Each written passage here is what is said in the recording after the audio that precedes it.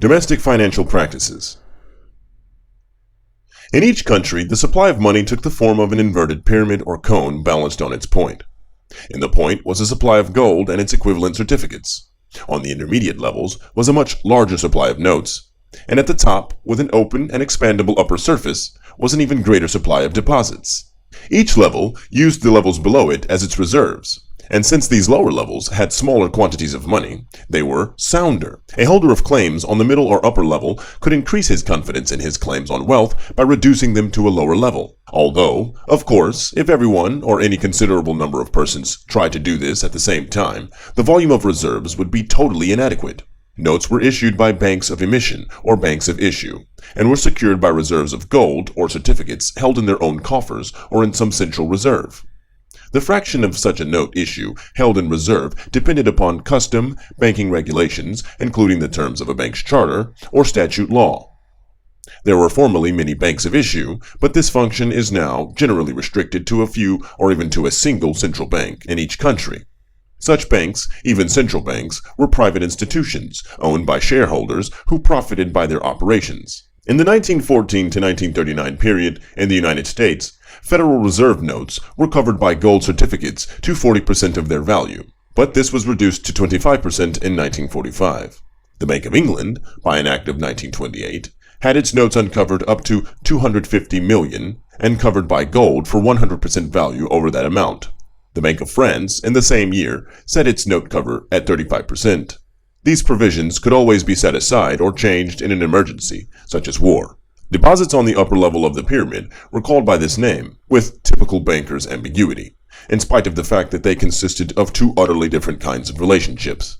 One, lodged deposits, which were real claims left by a depositor in a bank on which the depositor might receive interest, since such deposits were debts owed by the bank to the depositor, and two, created deposits, which were claims created by the bank out of nothing as loans from the bank to depositors, who had to pay interest on them, since these represented debt from them to the bank. In both cases, of course, checks could be drawn against such deposits to make payments to third parties, which is why both were called by the same name. Both form part of the money supply. Lodged deposits, as a form of savings, are deflationary, while created deposits, being in addition to the money supply, are inflationary. The volume of the latter depends on a number of factors, of which the chief are the rate of interest and the demand for such credit. These two play a significant role in determining the volume of money in the community, since a large portion of that volume, in an advanced economic community, is made up of checks drawn against deposits. The volume of deposits banks can create, like the amount of notes they can issue, depends upon the volume of reserves available to pay whatever fraction of checks are cashed rather than deposited. These matters may be regulated by laws, by bankers' rules, or simply by local customs. In the United States, deposits were traditionally limited to 10 times reserves of notes and gold. In Britain, it was usually nearer 20 times such reserves. In all countries, the demand for and volume of such credit was larger in time of a boom and less in time of a depression. This, to a considerable extent, explains the inflationary aspect of a depression, the combination helping to form the so-called business cycle. In the course of the 19th century, with the full establishment of the gold standard and of the modern banking system, there grew up, around the fluctuating inverted pyramid of the money supply, a plethora of financial establishments, which came to assume the configurations of a solar system, that is, of a central bank surrounded by satellite financial institutions. In most countries, the central bank was surrounded closely by the almost invisible private investment banking firms. These, like the planet Mercury, could hardly be seen in the dazzle emitted by the central bank, which they, in fact, often dominated. Yet a close observer could hardly fail to notice the close private associations between these private international bankers and the central bank itself. In France, for example, in 1936, when the Bank of France was reformed, its board of regents, or directors, was still dominated by the names of the families who had originally set it up in 1800. To these had been added a few more recent names, such as Rothschild, added in 1819. In some cases, the name might not be readily recognized because it was that of a son-in-law rather than that of a son.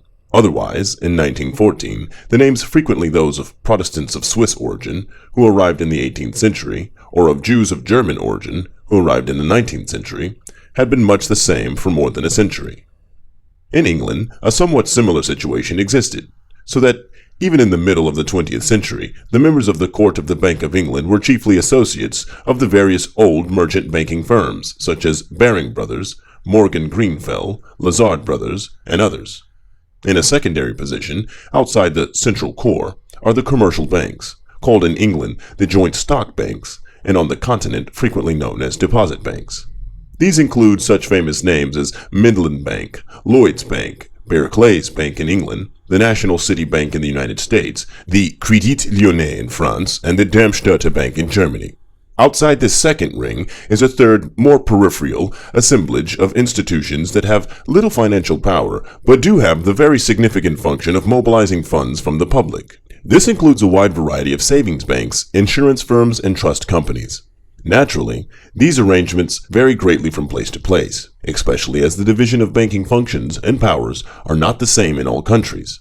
In France and England, the private bankers exercised their powers through the central bank and had much more influence on the government and on foreign policy, and much less influence on industry, because in these two countries, unlike Germany, Italy, the United States, or Russia, private savings were sufficient to allow much of industry to finance itself, without recourse either to bankers or government. In the United States, much industry was financed by investment bankers directly, and the power of these both on industry and on government was very great. While the central bank, the New York Federal Reserve Bank, was established late 1913 and became powerful much later, after financial capitalism was passing from the scene. In Germany, industry was financed and controlled by the discount banks, while the central bank was of little power or significance before 1914.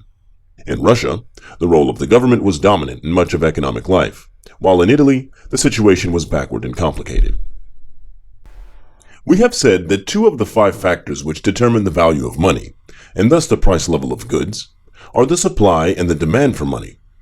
The supply of money in a single country was subject to no centralized, responsible control in most countries over recent centuries. Instead, there were a variety of controls, of which some could be influenced by bankers, some could be influenced by the government, and some could hardly be influenced by either. Thus, the various parts of the pyramid of money were but loosely related to each other. Moreover, much of this looseness arose from the fact that the controls were compulsive in a deflationary direction and were only permissive in an inflationary direction. This last point can be seen in the fact that the supply of gold could be decreased, but could hardly be increased. If an ounce of gold was added to the point of the pyramid in a system where law and custom allowed 10% reserves on each level, it could permit an increase of deposits equivalent to $2,067 on the uppermost level. If such an ounce of gold were withdrawn from a fully expanded pyramid of money, this would compel a reduction of deposits by at least this amount, probably by a refusal to renew loans. Throughout modern history, the influence of the gold standard has been deflationary, because the natural output of gold each year, except in extraordinary times, has not kept pace with the increase in output of goods.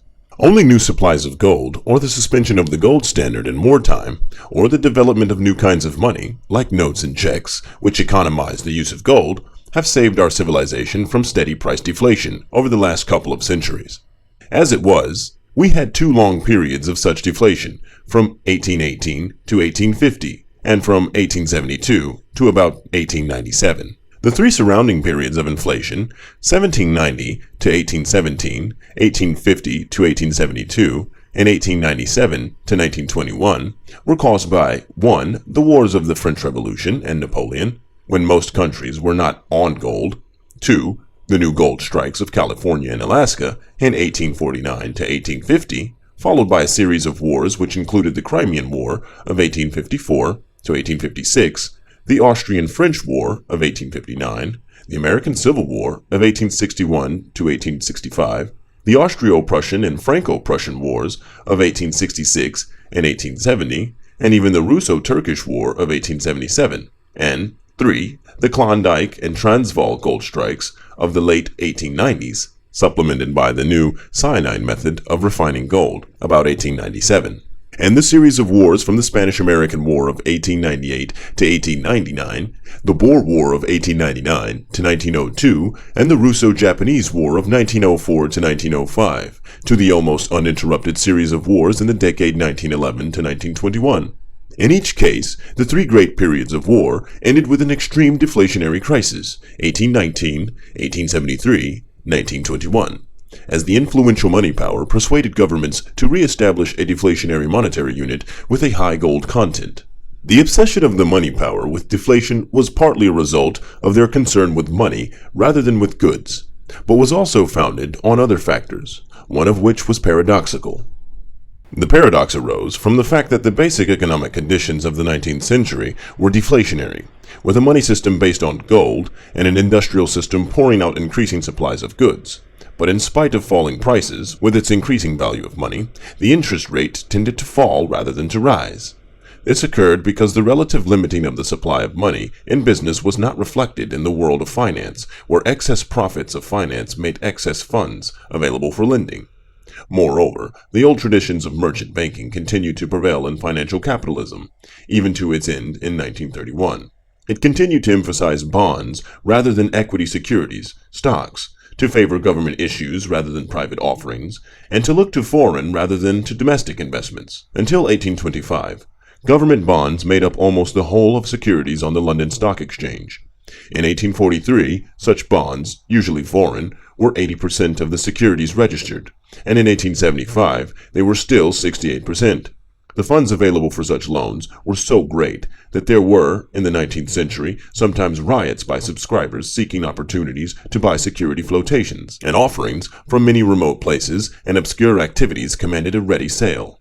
The excess of savings led to a fall in the price necessary to hire money, so that the interest rate on British government bonds fell from 4.42% in 1820 to 3.11 in 1850 to 2.76 in 1900. They tended to drive savings into foreign fields, where, on the whole, they continued to seek government issues and fixed interest securities. All this served to strengthen the merchant bankers' obsession, both with government influence and with deflation, which would increase value of money and interest rates. Another paradox of banking practice arose from the fact that bankers, who loved deflation, often acted in an inflationary fashion from their eagerness to lend money at interest. Since they make money out of loans, they are eager to increase the amount of bank credit on loan. But this is inflationary. The conflict between the deflationary ideas and inflationary practices of bankers had profound repercussions on business. The bankers made loans to business so that the volume of money increased faster than the increase in goods. The result was inflation. When this became clearly noticeable, the bankers would flee to notes or specie by curtailing credit and raising discount rates. This was beneficial to bankers in the short run, since it allowed them to foreclose on collateral held for loans. But it could be disastrous to them in the long run, by forcing the value of the collateral below the amount of the loans it secured. But such bankers' deflation was destructive to business and industry in the short run as well as the long run. The resulting fluctuation in the supply of money, chiefly deposits, was a prominent aspect of the business cycle. The quantity of money could be changed by changing reserve requirements, or discount interest rates. In the United States, for example, an upper limit has been set on deposits by requiring Federal Reserve member banks to keep a certain percentage of their deposits as reserves with the local Federal Reserve Bank. The percentage, usually from 7 to 26%, varies with the locality and the decisions of the Board of Governors of the Federal Reserve System. Central banks can usually vary the amount of money in circulation by open market operations or by influencing the discount rates of lesser banks. In open market operations, a central bank buys or sells government bonds in the open market. If it buys, it releases money into the economic system. If it sells, it reduces the amount of money in the community. The change is greater than the price paid for the securities. For example, if the Federal Reserve Bank buys government securities in the open market, it pays for these by check, which is soon deposited in a bank. It thus increases this bank's reserves with the Federal Reserve Bank, since banks are permitted to issue loans for several times the value of their reserves with the Federal Reserve Bank. Such a transaction permits them to issue loans for a much larger sum. Central banks can also change the quantity of money by influencing the credit policies of other banks. This can be done by various methods, such as changing the rediscount rate or changing reserve requirements. By changing the rediscount rate, we mean the interest rate which central banks charge lesser banks for loans backed by commercial paper or other security, which these lesser banks have taken in return for loans. By raising the rediscount rate, the central bank forces the lesser bank to raise its discount rate in order to operate at a profit. Such a raise in interest rates tends to reduce the demand for credit and thus the amount of deposits, money. Lowering the rediscount rate permits an opposite result. Changing the reserve requirements as a method by which central banks can influence the credit policies of other banks is possible only in those places, like the United States, where there is a statutory limit on reserves. Increasing reserve requirements curtails the ability of lesser banks to grant credit, while decreasing it expands that ability. It is to be noted that the control of the central bank over the credit policies of local banks are permissive in one direction and compulsive in the other. They can compel these local banks to curtail credit and can only permit them to increase credit. This means that they have control powers against inflation and not deflation, a reflection of the old banking idea that inflation was bad and deflation was good. The powers of governments over the quantity of money are of various kinds and include a. Control over a central bank, b. Control over public taxation, and c. Control over public spending. The control of governments over central banks varies greatly from one country to another, but on the whole has been increasing. Since most central banks have been technically private institutions, this control is frequently based on custom rather than on law. In any case, the control over the supply of money, which governments have through central banks, is exercised by the regular banking procedures we have discussed. The powers of the government over the quantity of money in the community, exercised through taxation and public spending, are largely independent of banking control. Taxation tends to reduce the amount of money in a community and is usually a deflationary force. Government spending tends to increase the amount of money in a community and is usually an inflationary force. The total effects of a government's policy will depend on which item is greater. An unbalanced budget will be inflationary. A budget with a surplus will be deflationary. A government can also change the amount of money in a community by other, more drastic methods. By changing the gold content of the monetary unit, they can change the amount of money in the community by a much greater amount.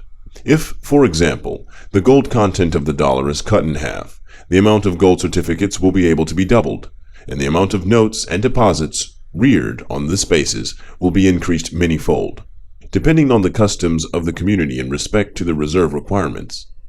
Moreover, if a government goes off the gold standard completely, that is, refuses to exchange certificates and notes for specie, the amount of notes and deposits can be increased indefinitely, because these are no longer limited by limited amounts of gold reserves. In the various actions which increase or decrease the supply of money, governments, bankers, and industrialists have not always seen eye to eye. On the whole, in the period up to 1931, bankers, especially the money power controlled by the international investment bankers, were able to dominate both business and government. They could dominate business, especially in activities and in areas where industry could not finance its own needs for capital, because investment bankers had the ability to supply or refuse to supply such capital. Thus, Rothschild interests came to dominate many of the railroads of Europe, while Morgan dominated at least 26,000 miles of American railroads. Such bankers went further than this. In return for flotations of securities of industry, they took seats on the boards of directors of industrial firms, as they had already done on commercial banks, savings banks, insurance firms, and finance companies.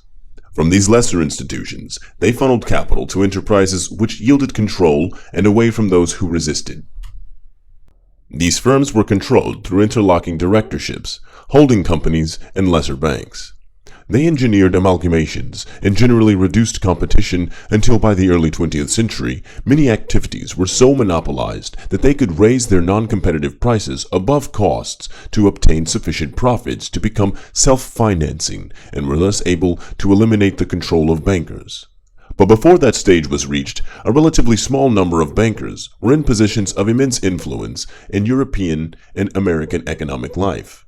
As early as 1909, Walter Rathenau, who was in position to know, since he had inherited from his father control of the German General Electric Company and held scores of directorships himself, said, 300 men, all of whom know one another, direct the economic destiny of Europe and choose their successors from among themselves. The power of investment bankers over governments rests on a number of factors, of which the most significant, perhaps, is the need of governments to issue short-term treasury bills as well as long-term government bonds. just as businessmen go to commercial banks for current capital advances to smooth over the discrepancies between their irregular and intermittent incomes and their periodic and persistent outgoes, such as monthly rents, annual mortgage payments, and weekly wages, so a government has to go to merchant bankers, or institutions controlled by them, to tide over the shallow places caused by irregular tax receipts.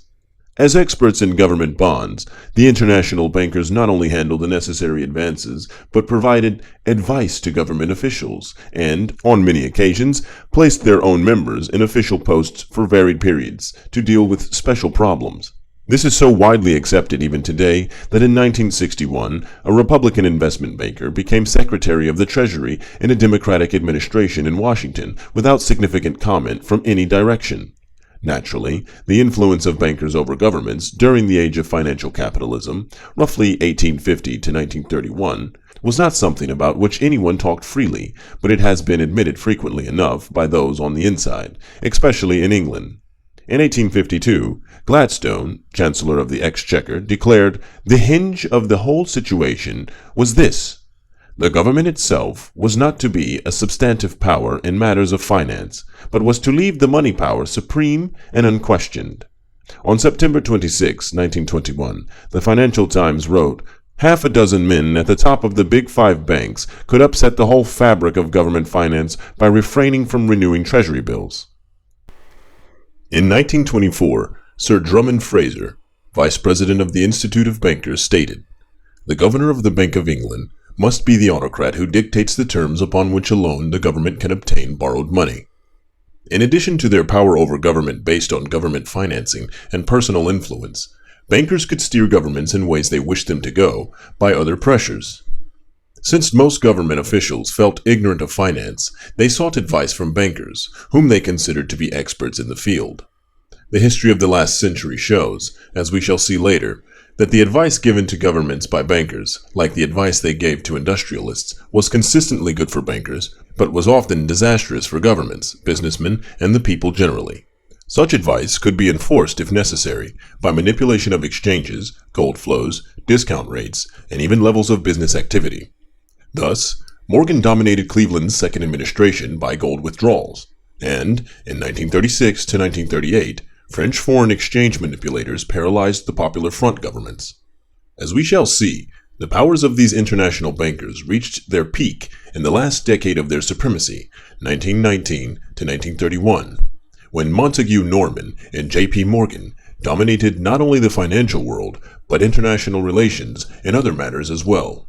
On November 11, 1927, the Wall Street Journal called Mr. Norman the currency dictator of Europe. It was admitted by Mr. Norman himself before the court of the bank on March 21, 1930, and before the Macmillan Committee of the House of Commons 5 days later. On one occasion, just before international financial capitalism ran at full speed on the rocks which sank it, Mr. Norman is reported to have said, "I hold the hegemony of the world."